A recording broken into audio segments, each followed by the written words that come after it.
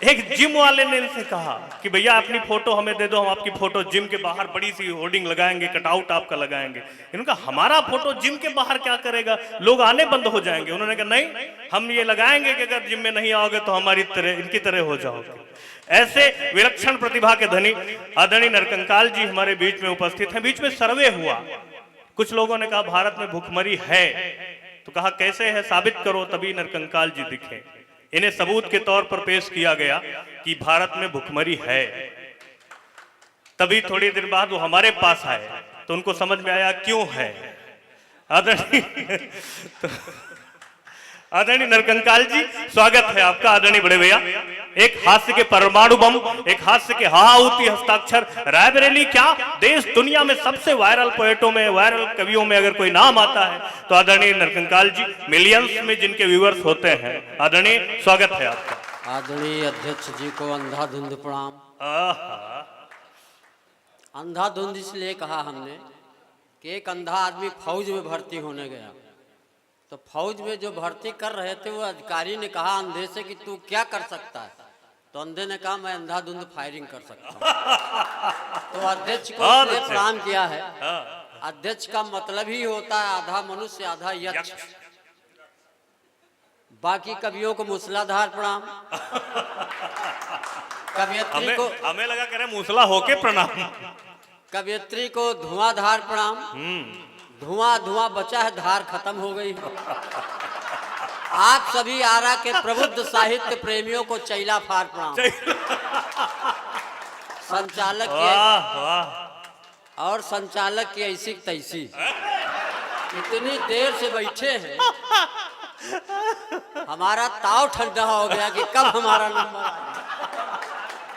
अभी हमारी सेहत के विषय में बता तो चैला मंगवा के गरम कराएगा।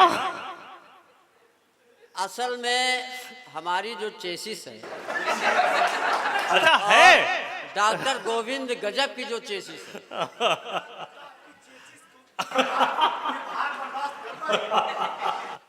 स्वागत। ये आखिरी तक पहने रहना, लाइब्रेरी की शान की बात है दादा। मैं इसलिए ऐसा हूँ कि मैं बोतल का दूध पी के बड़ा हुआ। हाँ। और ये संचालक महोदय भैंस को उठा के चूस लेते थे, इसलिए तालियां इनके लिए थोड़ा एक बार जोरदार तालियां बजाइए। बहुत अच्छे, वाह वाह। हमको जब भी मिलते हैं तो कहते हैं नरकंकाल जी तुम तो सूखे हुए कंडे लगते हो। हम कहा आप तो डायनासोर के अंडे लगते हो।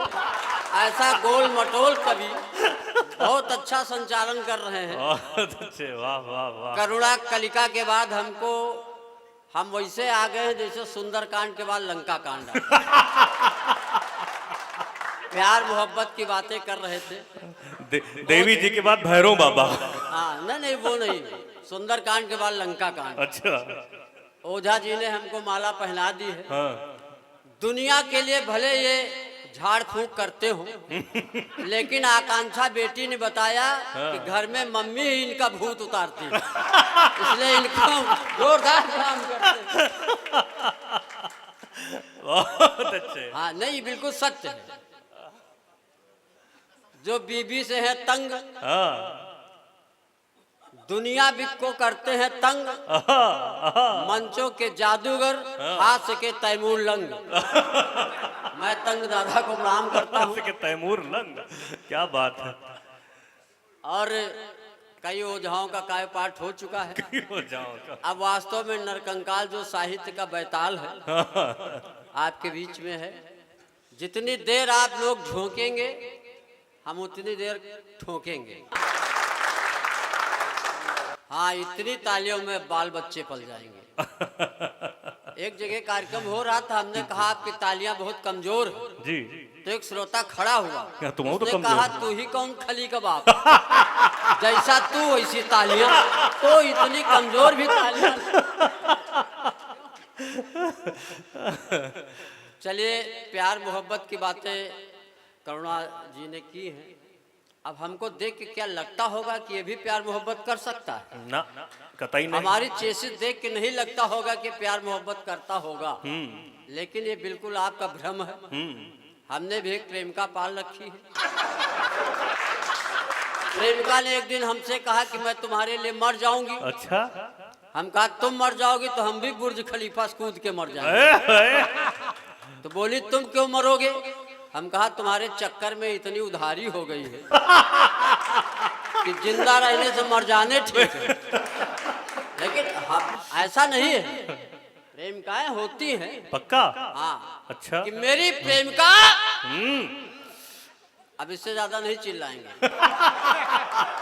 हाँ, सांस खींच दिया न लौटे।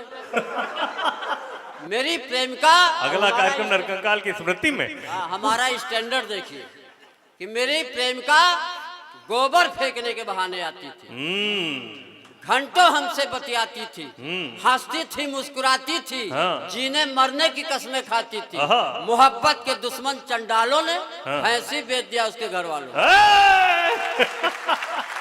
बहुत अच्छे, वाह प्यार वाह मोहब्बत करे तो कैसे? वाह वाह वाह वाह वाह। अब प्यार मोहब्बत करने के लिए घर में वही हमारी सगी पत्नी बची है। अच्छा। हाँ।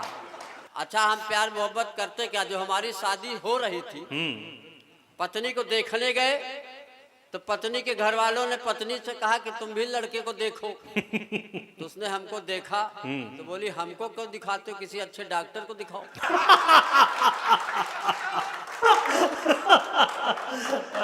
हम डॉक्टर के पास गए, डॉक्टर ने 3 महीने हमारा इलाज किया।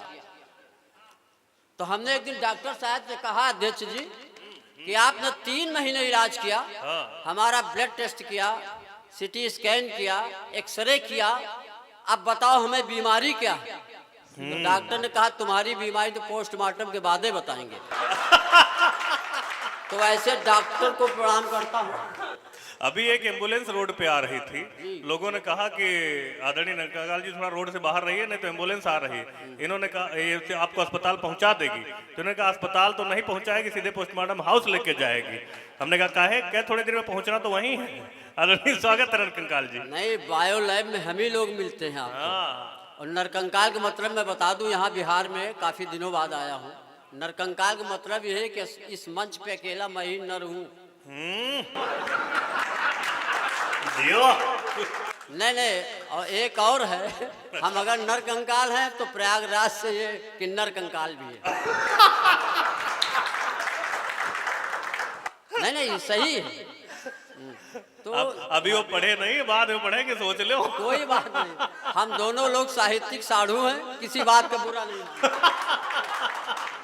प्रयागराज के हास्य के दैत्य राज को प्रणाम है। तो मैं निवेदन कर रहा था, डॉक्टर हमारा इलाज इसी तरह करते हैं। कुछ पंक्तियां मैं निवेदन करता हूं प्यार के नाम पे, और कि प्यार का बल्ब जलाए रहिए, बस फ्यूज होने से बचाए रहिए। क्या बात है, क्या बात। लाइन एंगेज है तो होने दो, फोन नंबर मिलाए रहिए। वाह वाह वाह वाह। आजकल एज घटाने के लिए डाई बालों में लगाए रहिए, और दिल अगर टूट भी जाए कंकाल तो फेविकोल से चिपकाए रहिए। प्यार का बल्ब जलाए रहिए। अच्छा, एक दिन हम डाई लगा के गए तो एक पत्रकार ने हमसे पूछा, यहाँ कहीं पत्रकार साथी बैठे हुए हैं। पत्रकार और साहित्यकार जो है बिल्कुल सौतेले भाई होते हैं। तो कहा, वो एक पत्रकार ने हमसे कहा, नरकंकाल तुम डाई लगा के क्यों आए हो?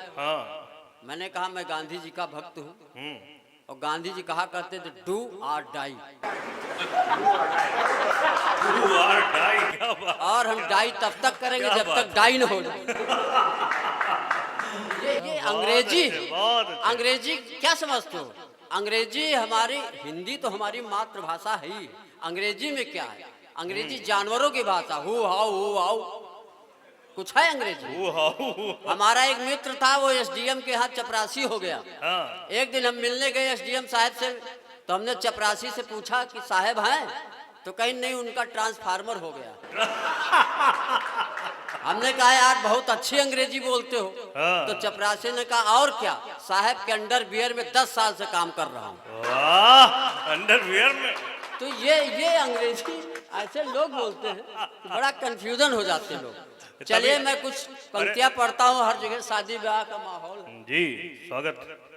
तो कुछ पंक्तियां मैं पढ़ता हूँ। स्वागत स्वागत। अभी अंबानी के बेटे की शादी हुई, इसके बाद पहले प्री वेडिंग हुई थी, तब एक कविता हमने लिखी थी, वो आपके बीच में पढ़ता हूँ। और ये सारथी परिवार के जो यूट्यूब चैनल है, इसके लिए पहली नई रचना है। सुनेगा पवन भाई कि वाह रे विधाता कैसे कैसे खेल दिखाता है, वाह रे विधाता तू कैसे कैसे खेल दिखाता है। कोई तो एड़िया रगड़ रगड़ का जीवन भर मर जाता है, पर 2 वक्त की रोटियां बड़ी मुश्किल से कमाता है।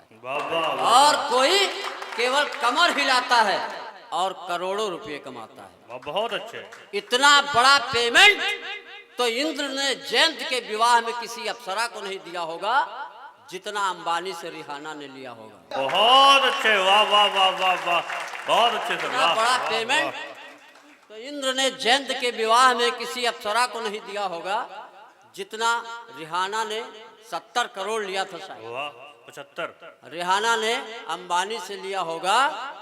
और कबीर कहते हैं झुलनी का रंग सांचा, जोई पहना सोई नाचा। सूरदास कहते अब मैं नाचो बहुत गोपाल। तुलसी बाबा लिखते हैं नाचत ही निस दिवस मरो। बिल्कुल। गब्बर भी कहता नाच बसंती नाच, और नीचे बिछा दिए कांच। क्या बात। रिहाना ने कभी कहा था भारत तू गरीब लेकिन तू कितनी है बदनसीब।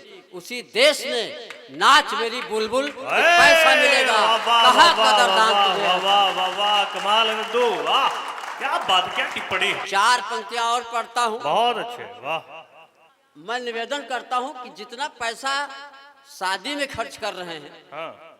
जितना धन एक नचनिया के ऊपर लुटा सकते हो, इतने में तो हजारों गरीब कन्याओं का विवाह करा सकते हो। और इतने गरीब कि रिचार्ज बढ़ाकर शादी का खर्चा चलाएंगे। क्या बात है। इतने गरीब कि रिचार्ज बढ़ाकर शादी का खर्चा चलाएंगे। जियो का नाम बदलकर अब हम लोग मरो दिखाएंगे। जियो का नाम बदलकर अब लोग हम मरो धराएंगे। और भी रिचार्ज की कीमत बढ़ सकती है सिम धारकों। अब हमारे लोगों के पैसे से लोग हनीमून मनाएंगे।